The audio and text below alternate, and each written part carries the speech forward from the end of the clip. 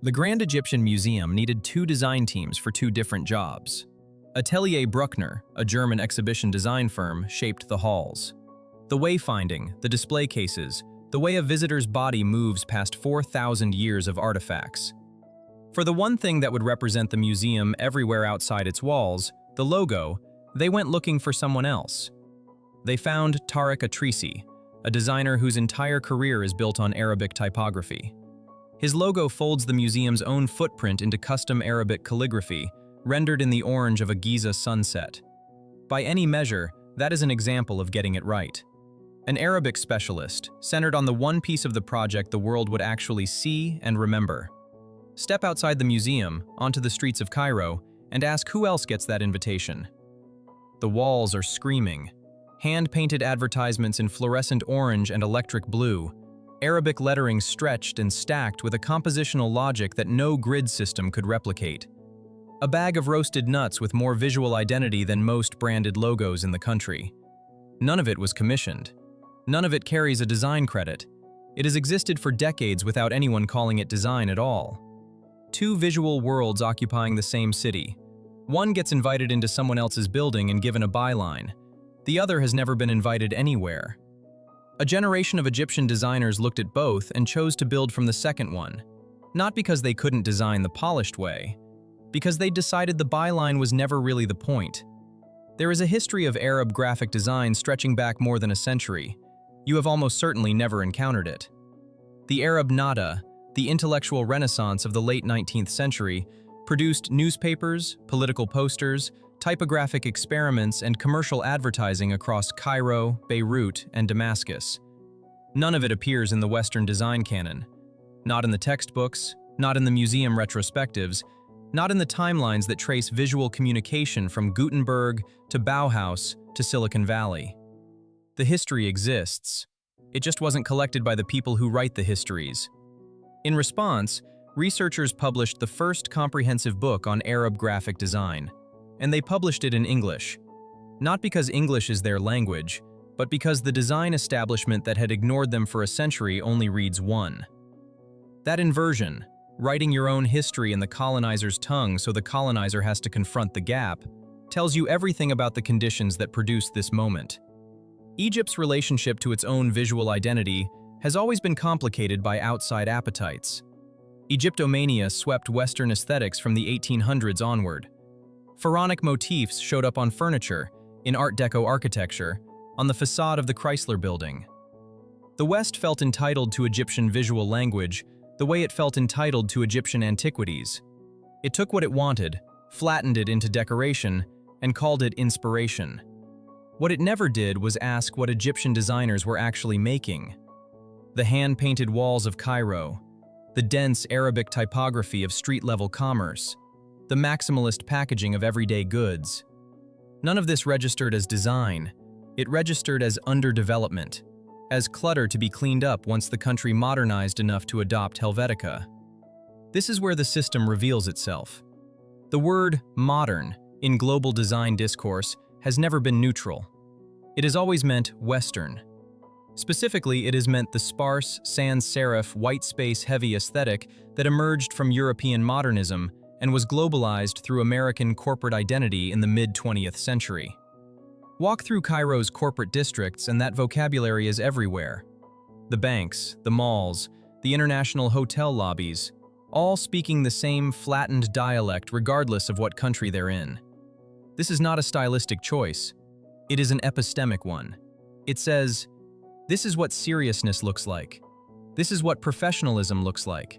And if your visual traditions don't fit inside this frame, they are not yet ready for the global stage. There's a term for this in post-colonial design writing: visual sovereignty, the right of a culture to define its own design logic rather than adopt someone else's.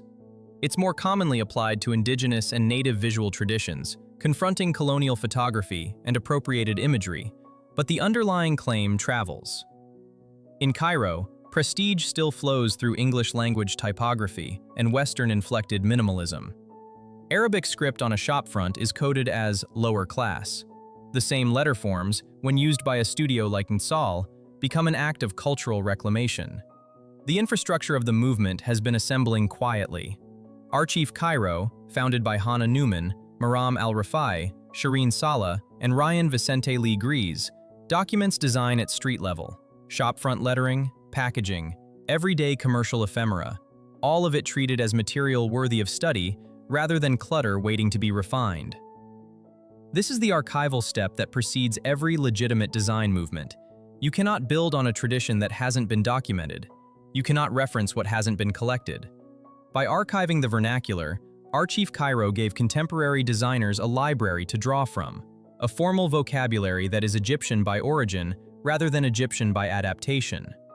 Cairo Design Week has become the venue where this work gets theorized. Designer Dina Shaker calls the process cultural recomposition. Projects that continue Egypt's layered heritage rather than breaking from it. The Cairo Design Awards have selected work on exactly this basis. The movement now has studios, archives, exhibitions, critical language, and institutional validation. It is no longer a handful of designers making provocative choices. It is a design culture with its own supply chain. The timing matters. These designers grew up with global internet access. They can see the international mainstream clearly. They know what a Behance-friendly portfolio looks like. They know the visual codes that get featured on Western design platforms, and they are choosing not to use them. This is not ignorance of the dominant system. It is a literate, strategic departure from it. The global backlash against blanding, the homogenization of logos and brand identities into interchangeable geometric abstractions, created an opening. Audiences everywhere started craving visual distinctiveness. Egyptian designers arrived at that opening with something Western designers could not manufacture: an unbroken connection to a vernacular tradition that never went through the flattening machine. They are not reviving a lost aesthetic. They are refusing to abandon one that was never dead. But refusal has its own traps. When Egyptian designers stop translating, and Western audiences celebrate them anyway, the mechanism of consumption doesn't disappear. It adapts. Work that was never designed to be exotic gets reframed as exotic. Audiences trained to consume difference as spectacle will read maximalist Arabic typography the same way they read a tribal print on a runway, as flavor, as texture, as someone else's authenticity packaged for their enjoyment. The Western gaze is not defeated by being denied, it simply repositions. There is also a class dimension the movement has not fully resolved. The vernacular culture being reclaimed, the hand-painted walls, the street-level commercial graphics, belongs to working-class tradespeople who never called what they did design.